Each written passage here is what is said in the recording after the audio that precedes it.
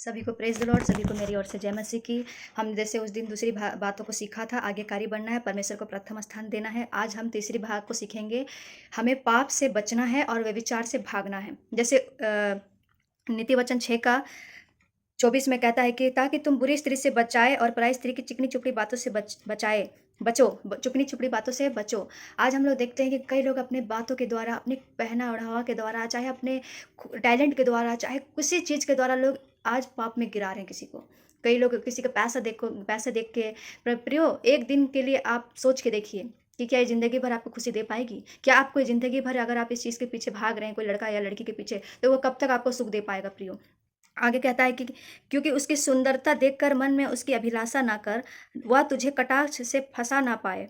क्योंकि वेश्यागमन के कारण मनुष्य टुकड़ों का भिखारी हो जाता है। जो व्यभिचार करते हैं प्रियो, वो क्या करते हैं? टुकड़ों का भिखारी हो जाता है। मतलब उसका मन मतलब क्या है कि लोग कितना भी क्यों ना हो, अंदर से कितना मतलब क्यों ना, मन में एक वो रहेगा कि मैंने गलत किया, मैंने गलत किया, गलत किया। हाँ, पर कोई ज़बरदस्ती करता है तो प्रियो उसे कभी-कभी कुछ वो रियलाइज़ नहीं होगा कि उसने गलती किया है। क्योंकि एक लाइफ़स्टाइल लोगों ने आदमी बना लिया है कि अरे हम तो किसी के साथ भी सो जाए, किसी के साथ भी सेक्स कर लिए, कोई मामूली सी बात है। अभी तो लोग इतना ज़्यादा मूवी में, चाहे सीरीज़ में, चाहे एडवर्टाइज़ में इतना ज़्यादा सेक्स को प्रमोट कर रहे हैं कि लोग आजकल ईज़िली बोलते हैं कि ये तो आम बात है।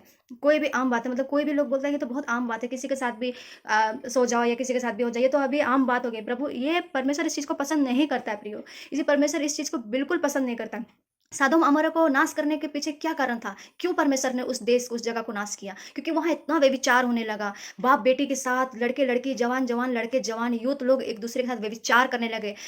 परमेश्वर इस चीज़ को बिल्कुल नहीं पसंद करता। इसलिए क्या कि आप पढ़ेंगे, अगर आप पढ़ते हैं उत्पत्ति 18 या 19 में आप पढ़ेंगे, तो वहाँ पे कहता है कि वहाँ पे धधकती आग से परमेश्वर ने आकाश से मतलब आग बरसाई और वहाँ पे मतलब धुआँ पूरा उस जगह में हो गया। पूरा आग परमेश्वर ने नाश कर दिया, लोगों को पूरा आग से जला दिया। प्रियो, अगर अभी भी आपके पास मौका है, अगर आप इस चीज़ें पाप में हैं, व्यभिचार में हैं, अगर आप एक-दूसरे से मन के द्वारा, की आँख के द्वारा, अपनी अभिलाषाओं के द्वारा व्यभिचार में, तो प्रियो अभी भी आप अपना मन को फिरा सकते हैं। क्योंकि आगे वचन में कहता है कि परंतु व्यभिचारिणी अनमोल जीवन का अहेर कर लेती है।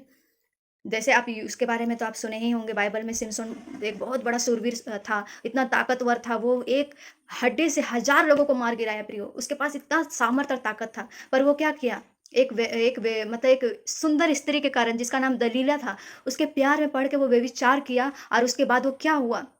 उसका जीवन जो उसको परमेश्वर ने गिफ्ट दिया था, उसको ताकतवर बनाया था, उसके बाल को जो उसने कभी नहीं काटने बोला था, वो स्त्री ने षड्यंत्र रच के क्या किया? उसके बाल को कटवा दिया और उसका सारा सामर्थ, उसका सारा ताकत चला गया। जिसे परमेश्वर ने उसे अपने लोगों के बीच में इस्तेमाल करने के लिए चुना था, वो क्या हुआ? एक व्यभिचार, एक सेक्स करने के कारण उसका पावर, उसका ताकत चला गया। उसकी आँखों को उन्होंने फोड़ डाला, जो उनके दुश्मन थे, उन्होंने फोड़ डाला। प्रियो, आज वैसे ही होता है।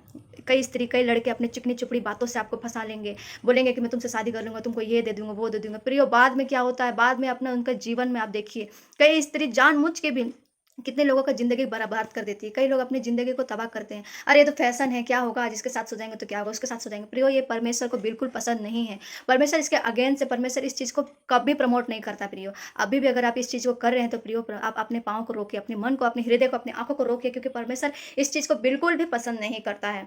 अगर आपने अक्सर अगर आपसे व्यभिचार हो भी गया है तो प्रियो, आप परमेश्वर से माफ़ी माँगे। आपसे संयम नहीं होता है तो अपने माता-पिता को कहे कि मुझे एक अच्छी लड़की से या अच्छा लड़का से मेरा शादी करा दीजिए। अपने जीवन में आप उसके साथ आगे बढ़िए, पर प्रियो एक्स्ट्रा अफेयर या फिर किसी के साथ व्यभिचार या शादी से पहले व्यभिचार, इस चीज़ों से आप बचें प्रियो। क्योंकि बाद में आपका हृदय अंदर से आप सड़ जाओगे तो कोई ठीक नहीं। बाहर का चीज़ आप ठीक कर सकते हो, पर अंदर का सड़न को कभी नहीं ठीक करते। हमारे शरीर में अगर कहीं चोट लग जाता है तो हम उसे ठीक कर सकते हैं, पर अंदर से अगर आप सड़ जाओगे तो वो कभी ठीक नहीं हो सकता है। क्या हो सकता है कि कोई अपनी छाती पर आग रख ले और उससे कपड़े ना जले? क्या जैसे 27 में कह रहा है कि अपने कोई लड़का-लड़की अगर घूमते हैं ज़्यादा, फिरते हैं, ज़्यादा बात करते हैं, तो क्या उनसे पाप नहीं होगा प्रियो? कैसे नहीं होगा? वहीं से तो सब शुरुआत होता है। ज़्यादा मिलना-जुलना, एक-दूसरे से बातें करना, फिर किसी को घर बुलाना, वहीं से सारा चीज़ होने लगता है। फिर एक-दूसरे के साथ वो लोग क्या फिज़िकल होने लगते हैं, वहीं से पाप शुरू होने लगता है। फिर बाद में अपने माँ-बाप के लिए वो एक क्या बोलते हैं, गिरने का कारण, मतलब ठोकर का कारण बनते हैं। अपने माँ-बाप का भी इज़्ज़त को मिट्टी में मिला देते हैं प्रियो।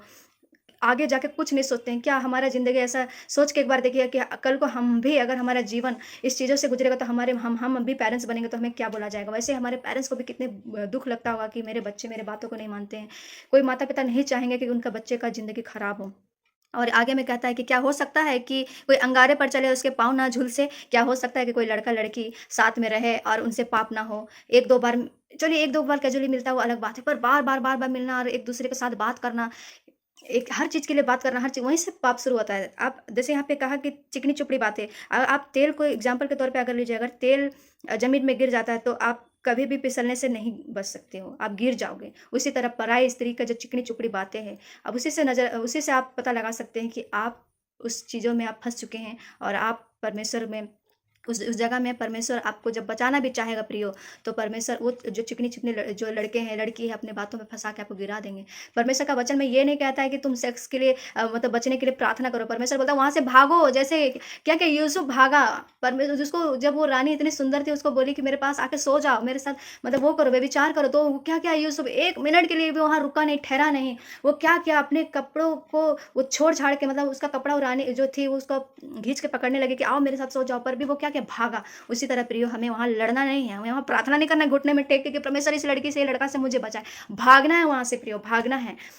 आप परमेश्वर से संयम माँगे, परमेश्वर आपको रास्ता दिखाएगा। और जैसे कहता है परंतु जो स्त्री गमन करता है वह निर्बुद्धि है, परंतु अपने प्राणों को नष्ट करना चाहता है, वही ऐसा करता है।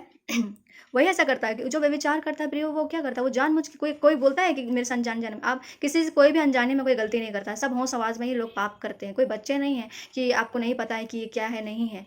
इसलिए प्रियो, जैसे सदोम अमोरा को परमेश्वर नाश कर सकता है, तो वैसे आज हमारा अंतिम दिन भी संसार में अंत ही पाया जाता है, क्योंकि लोग इतना ज़्यादा सेक्स को प्रमोट कर रहे हैं, चाहे टीवी के मूवी के द्वारा, चाहे सीरीज़ के द्वारा, चाहे हिंदी बॉलीवुड गानों के द्वारा, हर एक चीज़ में गंदे मीनिंग, हर एक चीज़ों में सिर्फ सेक्स को ही प्रमोट किया जा रहा है। तो प्रियो, मैं कहना चाहती हूँ कि आप इस चीज़ से बचें, क्योंकि ये पीढ़ी पूरा पर ये देखने के लिए मिलता है, सिर्फ सेक्स से ही भरा हुआ है, सिर्फ कपड़े चाहे पहनने के अलावा।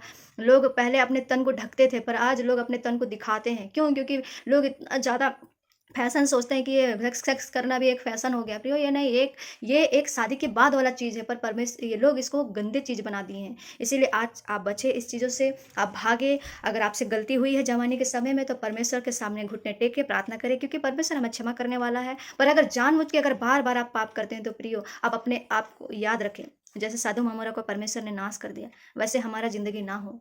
वैसा हमारा ज़िंदगी ना हो। जैसे जो सिमसोन के पास इतना ताकत था, लास्ट में क्या हो गया? वो कमज़ोर हो गया, उसकी आँखें फोड़ दी गई, उसका सारा ताकत चला गया, एक स्त्री के कारण, एक व्यभिचार करने के कारण। इसलिए प्रियो, मैं कहना चाहती हूँ कि अभी भी समय है, इस संसार में बहुत ज़्यादा ही पाप फैल रहा है, जो व्यभिचार के लिए, व्यभिचार से भरा हुआ दुनिया है, अभिलाषाओं से भरा हुआ है, झूठ से भरा हुआ है। आप इस चीज़ों से बचें प्रियो, परमेश्वर आपको बचाना चाहता है।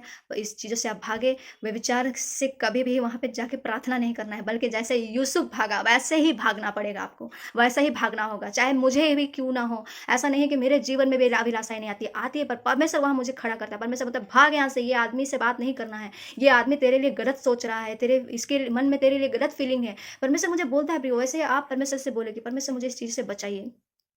तब जाके परमेश्वर आपको क्या करेगा, एक अच्छा प्रभु परमेश्वर आपको इस्तेमाल करेगा। आप अपने अपने टैलेंट को परमेश्वर के लिए इस्तेमाल करें प्रियो। कई लोगों को जवान आज नरक में रो रहे हैं, कितने लोग चिल्ला रहे हैं, पर उनके पास अवसर नहीं है। कितने लोग हैं जो आज अपनी ज़िंदगी को ऐसे बर्बाद कर रहे हैं विचार में फँस के।